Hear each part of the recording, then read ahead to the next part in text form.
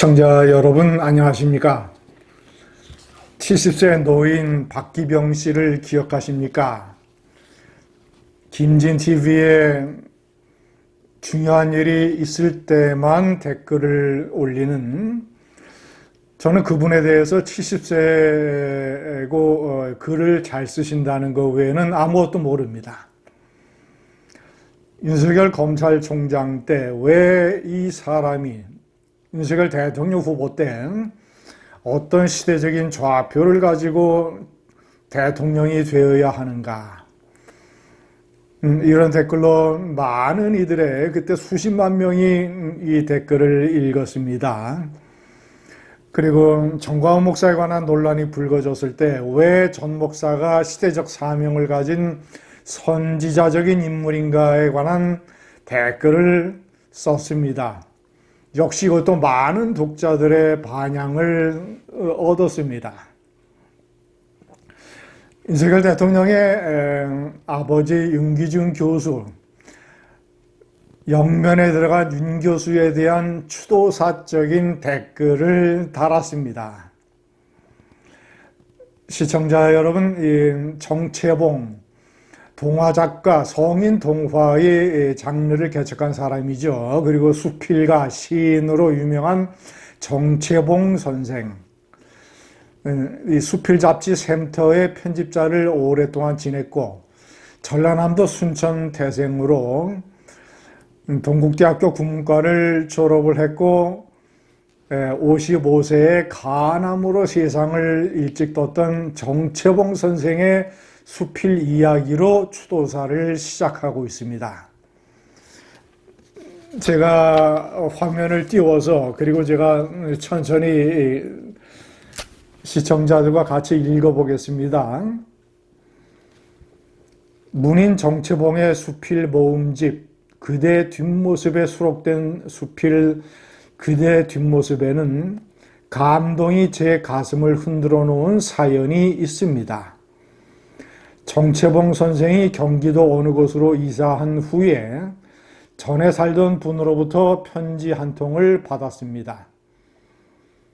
그 편지 속에는 건너방에 연탄가스가 한번 샌 적이 있었다는 이야기, 부엌 하수도 배관이 휘어져 있으므로 막힐 수 있다는 이야기며, 찬거리를 사실 때에는 골목시장의 끝에서 두 번째 있는 할머니의 가게에서 사는 것이 싸고 맛있다고, 그 할머니는 부모 없는 오누이를 공부시키며 근근히 살아가는 분이라는 이야기 등으로 채워져 있었습니다. 자, 다음 페이지입니다. 정채봉 선생은 그 편지에서 먼저 살다 간 이의 뒷모습을 보며 감동을 받아 명품 수필을 남겼지요. 별세하신 후에 드러나는 윤기준 교수님의 뒷모습에서 저는 아름다움을 넘어 큰 감동을 받습니다. 진리도 그렇거니와 삶에 필요한 비결도 소박하지요. 사법고시에 8번이나 실패한 아들에게 주시는 말씀이 밥 얻어먹고 다니지 말라라니요. 후일담으로 윤기준 교수님이 그런 이야기들을 접하고 나니 교수님 떠나신 빈자리가 어쩌면 이다지도 정갈하며 정겹고 아쉬운지요. 교수님께서 그 정갈함과 그 두터움, 부정으로 남긴 자취가 윤석열이라는 사내임을 확실히 알겠습니다.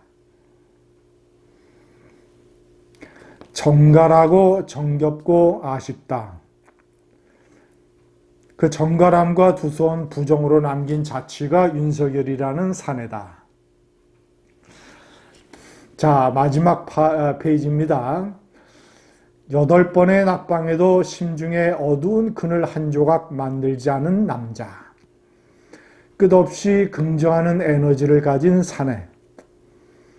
윤기준 교수님의 그 아들은 그렇게 형성되어 쓰러질 듯 피사의 사탑골인 대한민국의 대통령이 되더니 백악관에 가서는 롱롱 타임 어고 하며 노래하여 한국인 남자로서는 최고의 박수를 받았습니다. 어느 자리에서든 끊임없이 자유 부르짖는 이 위태로운 시대의 자유와 민족의 운명이라는 소명을 온몸으로 끌어안은 윤석열 대통령의 모습에 겹치는 이제 몸을 돌려서 영혼의 세계로 떠나가신 윤기중 교수님의 뒷모습을 보며 저는 감동으로 울먹입니다. 교수님께 이제 곧 따라갈 후학이 눈물과 감사를 드립니다. 시청자 여러분,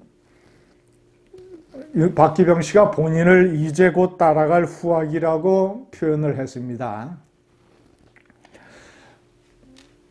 이 표현에 미루어 보면 박기병 씨는 은퇴한 교수가 아닌가 이렇게 짐작이 됩니다.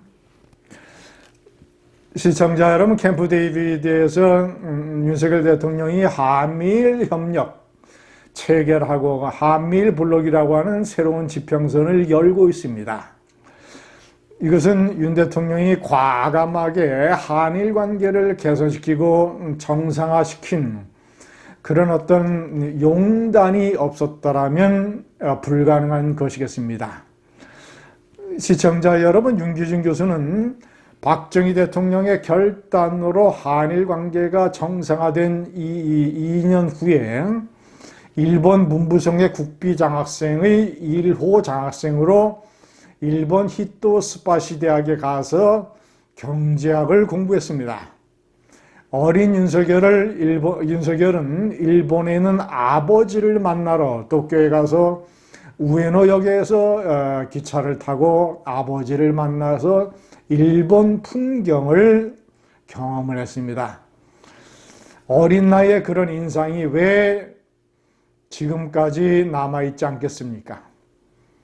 일본에 대한 생각, 박정희 대통령이 한일 관계의 문을 열어젖히고 그 혜택을 받아서 윤기중 교수가 당시에 일본이라고 하는 선지 문물을 받아들여서 열심히 일본을 공부하고 그 영향으로 정갈하고 소박한 삶의 비결을 체득을 해서 아들 윤석열을 공부시키고 윤석열 대통령은 그 피와 정신을 이어받아서 문재인이가 우물한 깨구리 같은 시각으로 망쳐놓은 한일 관계를 다시 일으켜 세워서 한미일 캠프 데이비드 삼각폭력이라고 하는 역사적인 지평선을 여는 그런 대통령이 됐습니다. 캠프 데이비드에도 윤기중 교수의 영혼이 지금 머물고 있습니다. 감사합니다.